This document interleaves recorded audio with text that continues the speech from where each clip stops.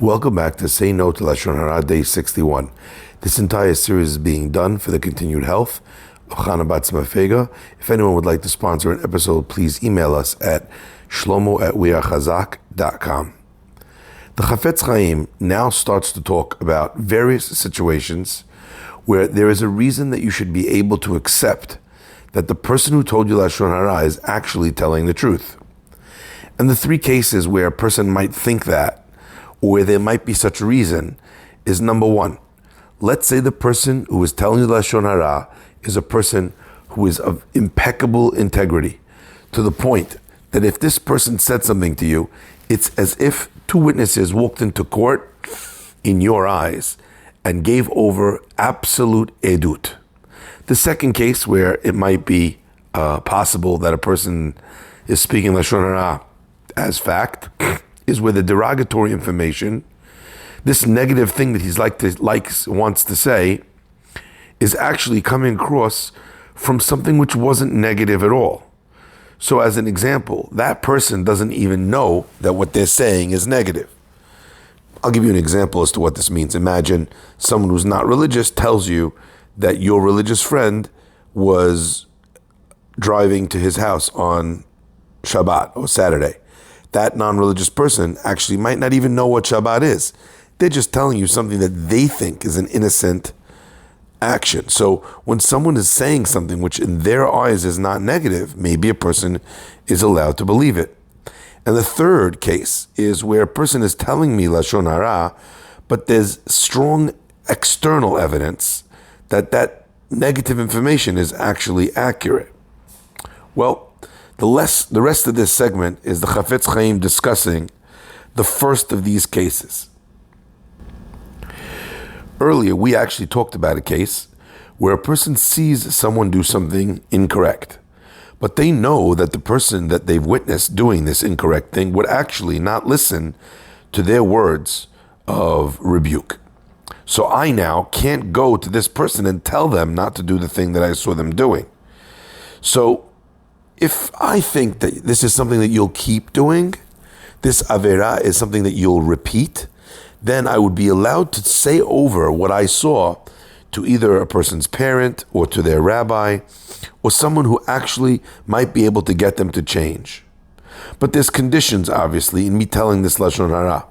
And ironically, one of the conditions is that I know that the rabbi or parent will actually trust my word as if it was two witnesses in Beit Din.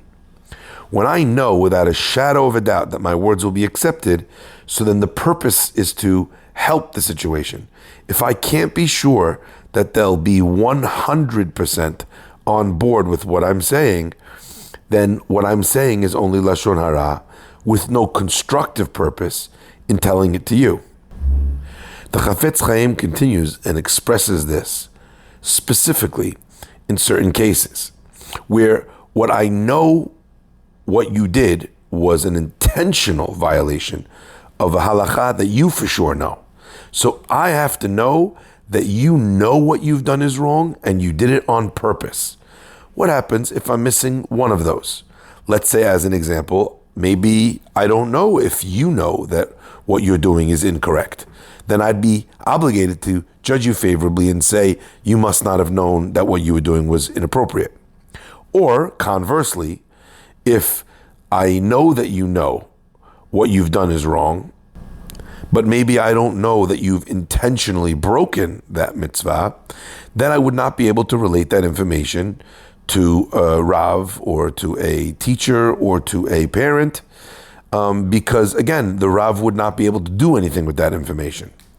So anytime it's not clear that, number one, they violated a mitzvah that they know about, and number two, that they intentionally did so, I would not be able to rely on this condition of telling a person of influence. So as an example, let's say you call up a young businessman who's very successful and you ask him to make some sort of a donation to your cause. He decides not to do it.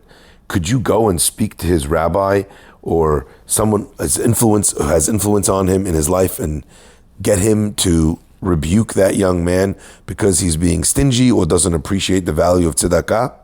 No, why not? Because maybe actually this young man that you think is so successful is not as successful as you think. So he didn't for sure break the commandment of giving charity. Number two, maybe he's already given what he's obligated to give before you came along, in which case it would not be a clear breaking of the halacha, and therefore you would not be able to say anything to a person of influence in his life. Well, let's say the person is someone you entrust completely, like two witnesses in court. Still, when that person who speaks to me is speaking Lashon Hara, the only Lashon Hara that I'm allowed to listen to is Lashon Hara which relates to me helping them get over that problem.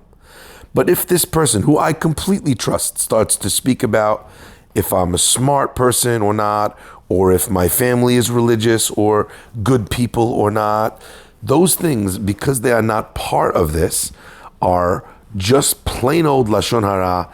It doesn't matter what, why, when, or how you say them. So let's say you fulfill that condition, and I do trust you, and all the things we spoke about. Says the Chafetz Chaim, the only time the person is allowed to accept the report is for the sake of rebuking or helping them get better, but only when the speaker who told you Lashon Hara actually witnessed it himself. It can't be that someone told him and now he's telling you. Because if you didn't hear it yourself, I, the listener, the person of importance in his life, am not allowed to believe you. It's the same old Lashon Hara. Of course, the person of influence is also not allowed to repeat that information to anybody else unless there's a specifically constructive purpose of to'elet. And like we said earlier on, there are many conditions to to'elet, which means to do something for a constructive purpose. Of course, the person who's listening is not allowed to damage or harm the person physically or monetarily because of this report. And lastly, says the Chafetz Chaim, when you approach a Rav or a parent and you want them to influence with positivity this difficult situation that you know about, it's very important to remember that oftentimes that creates a very difficult and negative dynamic in the parent or in the rabbi.